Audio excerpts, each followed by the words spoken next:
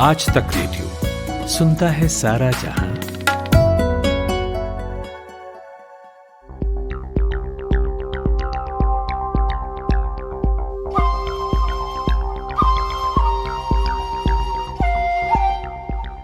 Farm bill को लेकर हर तरफ हल्ला है। पहले बिल लोकसभा से पास हुआ, फिर राज्यसभा से, दोनों जगह विरोध हुआ। लेकिन अब विरोध का पैमाना बढ़ता बढ़ता सड़क पर आ गया है। राजनीतिक पार्टियां जो संसद में इस बिल के पास होने का विरोध कर रही थी, इस बिल को लेकर विरोध कर रही थी, उनका विरोध अब सड़कों पर आ गया है। वो सड़कों पर भी इस विरोध के खिलाफ है और कह रही हैं कि वो लगातार इसका विरोध करती रहेंगी। लेकिन अगर आप विरोध को मैप पर उतार के देखें, एक नक्शे पे उतार कर देखें, तो आप देखेंगे कि इसका विरोध पंजाब, हरियाणा, पश्चिमी उत्तर प्रदेश और बहुत छोटे छोटे क्लस्टर में यह विरोध हो रहा है। पूरा देशव्यापी विरोध नहीं है यह। आखिर क्यों नहीं हो रहा है यह देशव्यापी विरोध? इस पर बात करने के लिए मेरे साथ हैं प्रभास दत्ता। आप indiatoday.com के लिए लिखते हैं और आप उसके असिस्टेंट एडिटर हैं। स्वागत है सर आपका इस पॉडकास्ट में। शुक्रिया।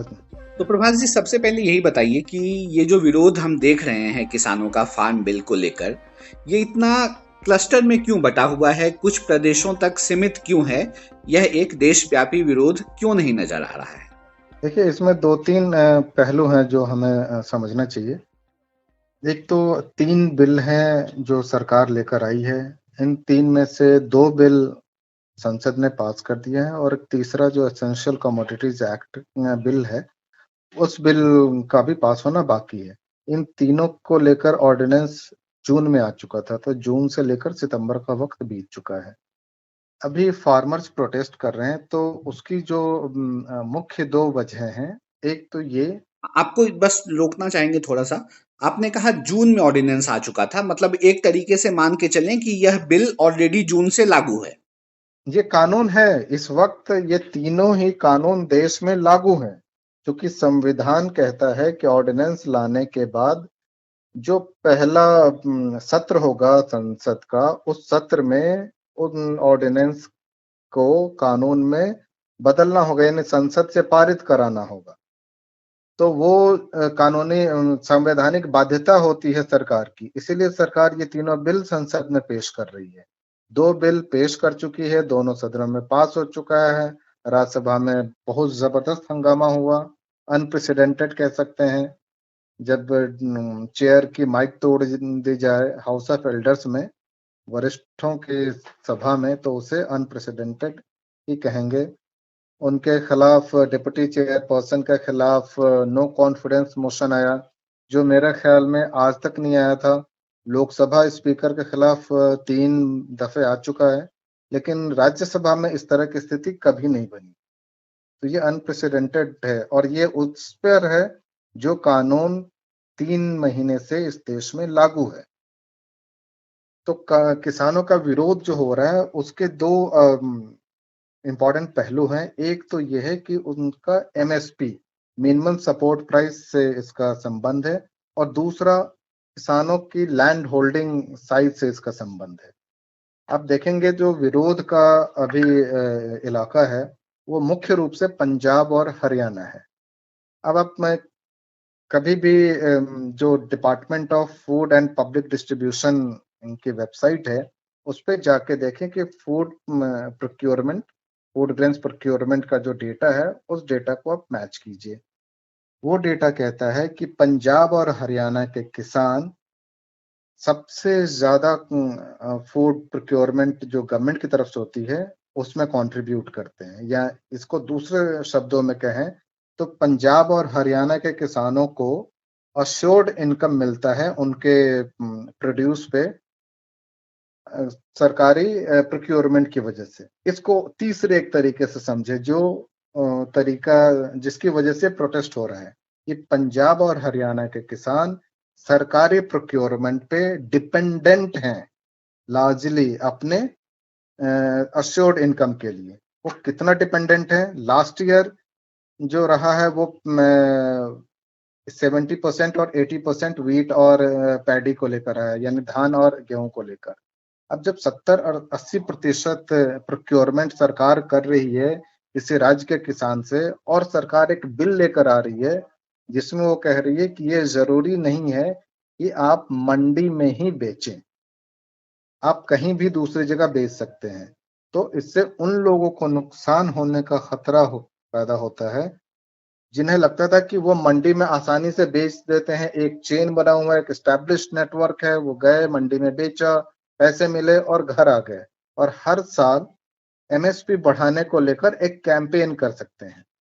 अभी इस बिल के आने के बाद उस कैंपेन का वैल्यू नहीं रहेगा, क्योंकि सरकार कहेगी अगर आपको मार्केट में एमएसपी से ज्यादा प्राइस मिल रहा है तो आप मार्केट में बेच लीजिए, जैसा कि पिछले कुछ सालों में कई बार हुआ है कि सरकार ने पंजाब के किसानों को और हरियाणा के किसानों पर ये रोक लगाई कि आप बाहर गेहूं या प्याज या कुछ वो मत बेचिए, क्योंकि भारत में स्थिति उससे अफेक्ट हो रही है और इनको बाहर ज्यादा कीमतें मिल रही थी और ये बाहर बेच रहे थे इंटरनेशनल मार्केट में।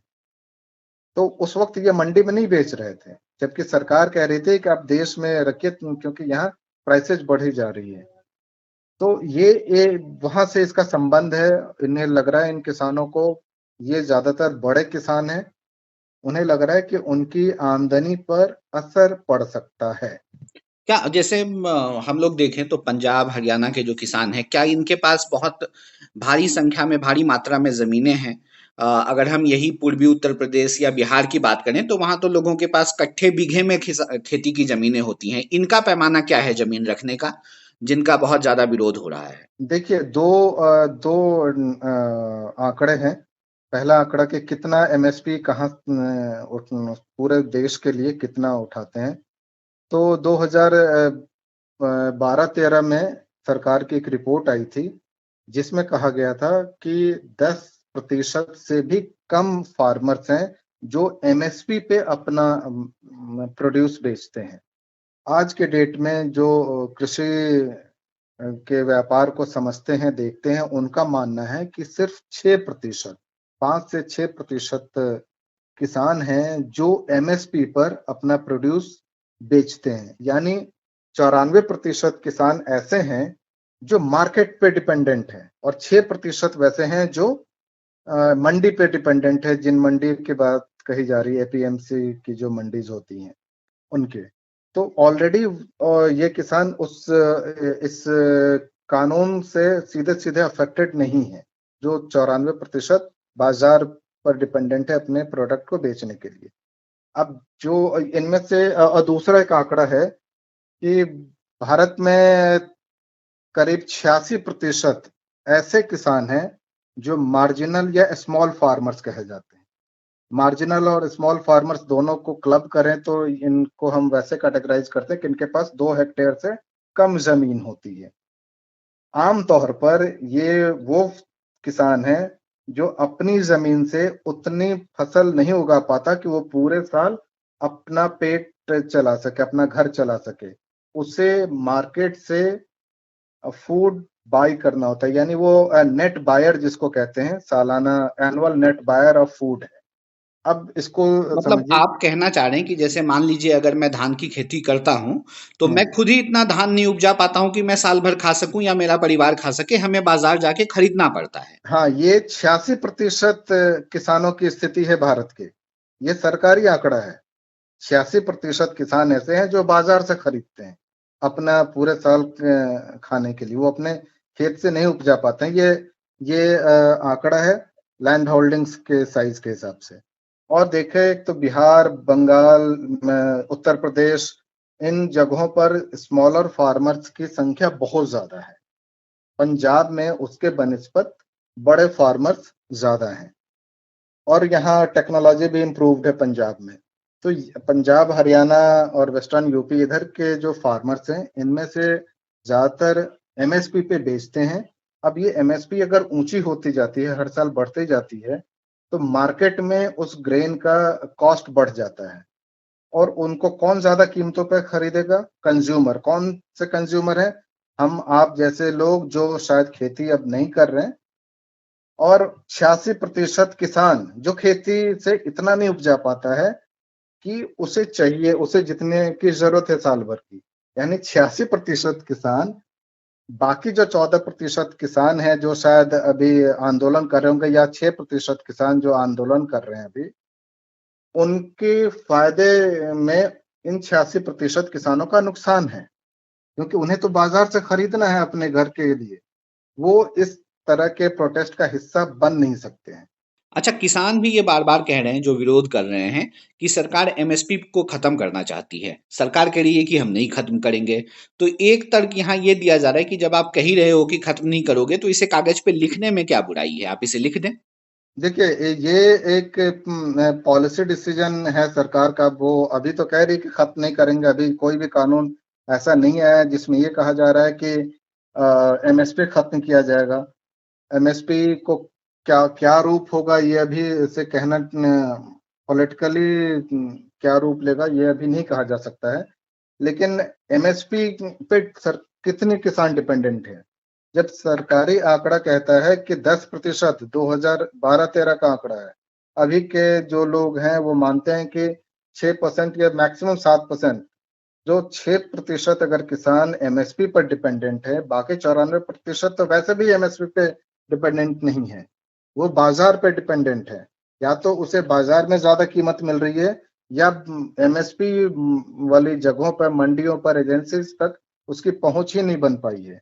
अगर ये देखिए, जो सरकारी प्रोक्योरमेंट का सिलसिला है, ये आजादी से पहले शुरू हो गया था। मेरे ख्याल से 1942-43 में इसके लिए पहला विभाग बना। अब अगर इतने सालों में 94% किसानों की पहुंच वहां तक नहीं हो पाई है कि एमएसपी पर अपना प्रोड्यूस बेच सकें, तो और कितना वक्त इंतजार करना चाहिए? इसका मतलब है कि इस मॉडल में कुछ खामी है। मैं ये नहीं कह रहा कि सरकार जो मॉडल दे रही है ये फुल प्रूफ है, लेकिन ये कोशिश है जो पहले से अलग है। हो सकता है कि इसके नतीजे बेहतर हो सकता है कि इसके नतीजे इससे भी खराब हो।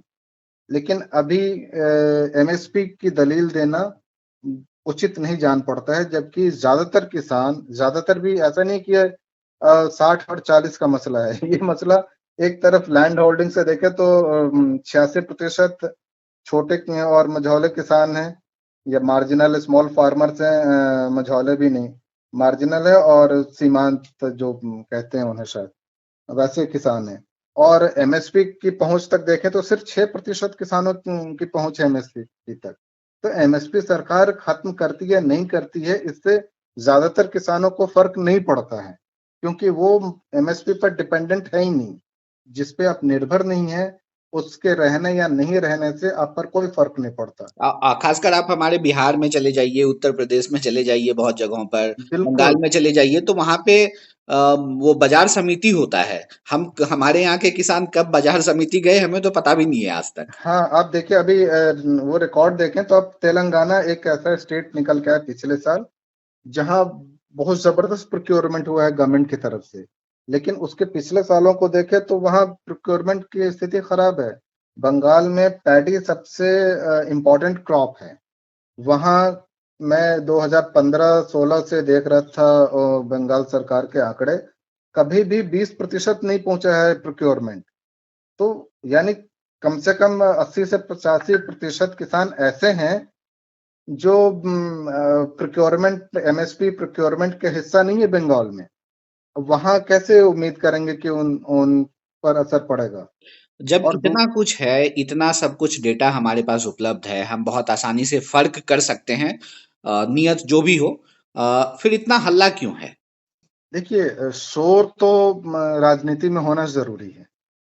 ये राजनीति का स्वभाव है कि शोर होगा। अब इसको दो चुनाव के हिसाब से देखिए। मैं राजनीति को ज्यादातर चुनाव से जोड़ के देख पाता हूँ। पंजाब 18 महीनों में चुनाव में जा रहे हैं। कांग्रेस के पास अपने जो राज्य हैं, जिस जहां वो अकेली सत्ता में है, वो पंजाब है और राजस्थान है। राजस्थान में आप नहीं देख रहे हैं कितना विरोध हो रहा है, वहाँ की स्थिति भी थोड़ी अलग है। और राजस्थान में उसकी सरकार बहुत मुश्किल से अभी एक संकट से निकली है। पंजाब उसके लिए एक एक शो केस एग्जाम्पल है। अब इसमें पंजाब अगर 18 महीने में चुनाव के लिए जा रहा है, तो कांग्रेस के पास ऐसा होना चाहिए कि वो बता सके कि उसने क्या किया है। ये अलग बात है कि लोग अभी कांग्रेस का मैनिफेस्टो 2019 का निकाल के कह रहे हैं कि कांग्रेस ने इसी तरह के कानून लाने का प्रॉमिस किया था। हाँ, और अब ये जब ये मैं अभी कानून आया रिकॉल है तो करना चाह उसका रहा था और आपसे पूछना भी चाह रहा था कि अगर मुझे ठीक ठीक याद है तो लगभग कांग्रेस ने भी इसी तरह का कुछ वादा किया था। बिल्कुल ऐसा ही उन्होंने कहा था कि वो रिफॉर्म की जरूरत है और इस तरह के कानून लाने की बात तो उन्होंने कही थी। लेकिन ये राजनीतिक मजबूरियां होती हैं जो एक पार्टी को अपना पोजीशन बदलने के लिए मजबूर करती है। दो जो सबसे ज्यादा शोर करती दिख रही पार्टीज हैं, वो एक कांग्रेस है जिसके हाथ में पंजाब है और जो 18 महीने में चुनाव में जाने वाला है। उसकी मुश्किल शिरोमणि अकाली दल ने बढ़ा दी सरकार से इस्तीफा देकर। वही शिरोमणि अकाली दल जो जून में इस बिल के और इस कानून के समर्थन में था, सितंबर के पहले हफ्ते तक समर्थन में था। जब वहां किसानों का विरोध बढ़ा और बीजेपी की तरफ से स्थिति थोड़ी जो उनके अलायंस है उसमें बीजेपी ने दबाव डालना शुरू किया, तब वो अलग हुए और अभी वो सरकार से बस अलग हुए हैं। दूसरी पार्टी जो सबसे ज्यादा शोर मचा रही है वो है तृणमूल कांग्रेस पार्टी। हाँ, बंगाल ये सवाल बड़ा इम्पोर्टेंट है कि बंगाल में तो उतनी बड़ी जमीन वाले किसान भी नहीं है, फिर वहां क्यों शोर मच रहा है? क्योंकि इसको लेकर बीजेपी जाएगी वहां कहने की आप अभी प्रोक्योरमेंट देखिए। हम अभी बात कर रहे थे कि 85 से 80% के रेंज में है ऐसे किसान जिन्हें एमएसपी का फायदा बंगाल में नहीं मिल रहा है, यानी वो प्रोक्योरमेंट उस पे नहीं हो रहा है, या वो बाहर बाजार में बेच रहे हैं, ज्यादा कीमत पे बेच रहे हैं, या उनके पास इतना एक्सेस ही नहीं है कि वो इन मंडियों तक आए। वो जहां पॉसिबल है वहां लोकल बेच लेते हैं, या वो बेच भी नहीं रहे हैं, वो जितना प्रोड्यूस करते हैं उतना अपने घर में रख रहे हैं और बाकी के लिए वो मजदूरी करके अपनी कमाई करके फिर बाकी जो कमी है अन्न की वो बाजार से खरीद के पूरा कर रहे हैं। ये दोनों में से कोई स्थिति हो सकती है या दोनों स्थितियां हो सकती है।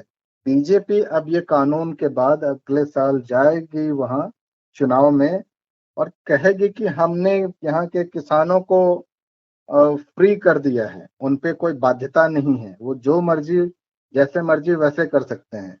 और बीजेपी अब वहाँ प्रिंसिपल राइवल है तृणमूल कांग्रेस की, लेफ्ट नहीं है। कांग्रेस तो बहुत पहले ही राइवल नहीं थी वहां। तो बीजेपी अगर राइवल है और बीजेपी ने एक हथियार अपने हाथ में ले लिया है तो तृणमूल कांग्रेस का विरोध करना लाजमी है, इस कानून का विरोध करना। और इस कानून के विरोध में, इस कानून को पास करने में जिस तरह से राज्यसभा में खासकर माहौल रहा, उससे उनके पास एक लॉजिकल पॉइंट भी है। वो बिल को ना भी विरोध करें तो बिल के पास करने के मैनर का विरोध करने के वो बिल्कुल हकदार हैं। ठीक है। तो आज हमने बात की कृषि बिल पर, जिसे लेकर चारों तरफ शोर है, हंगामा है, और उसके अंदर आखिर क्या है और उससे कितने प्रतिशत किसान प्रभावित हैं या किनको उनका लाभ मिल रहा है, इस पे हमें ठीक ठाक आइडिया लगा है। इसके अलावा हमने इसके राजनीतिक पहलू को भी छुआ। क्यों वैसे जगहों के किसान इसका विरोध नहीं कर रहे हैं जहां पे जिन किसानों के पास कम जमीनें हैं, और बंगाल में किसानों के पास कम जमीनें हैं फिर भी वहां की सरकार इसका विरोध क्यों कर रही है। इन सारे पहलुओं को हमने इस पॉडकास्ट में समेटा। प्रभास दत्ता थे हमारे साथ। शुक्रिया प्रभास जी इस पॉडकास्ट के लिए। शुक्रिया ऋतुराज मुझे बुलाने के लिए। आगे भी हम पॉडकास्ट लेकर आते रहेंगे अलग अलग विषयों पर आपके साथ। कैसा लगा आपको हमारा यह पॉडकास्ट? कोई सुझाव हो या कोई शिकायत तो लिख भेजिए हमें radio@aajtak.com पर। शुक्रिया।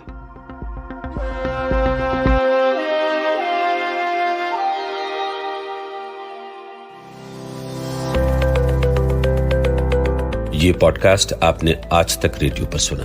हमारी वेबसाइट पर आइए, यहाँ पर आपको तरह तरह के पॉडकास्ट सुनने को मिलेंगे। और हाँ, खबरों और विश्लेषण के लिए 2 प्रोग्राम जरूर सुनिए, सुबह 7 बजे आज का दिन और शाम 7:30 बजे दिन भर। पता वही aajtak.in/radio। आप गूगल भी कर सकते हैं, टाइप कीजिए आज तक पॉडकास्ट या आज तक रेडियो। आज तक रेडियो सुनता है सारा जहां।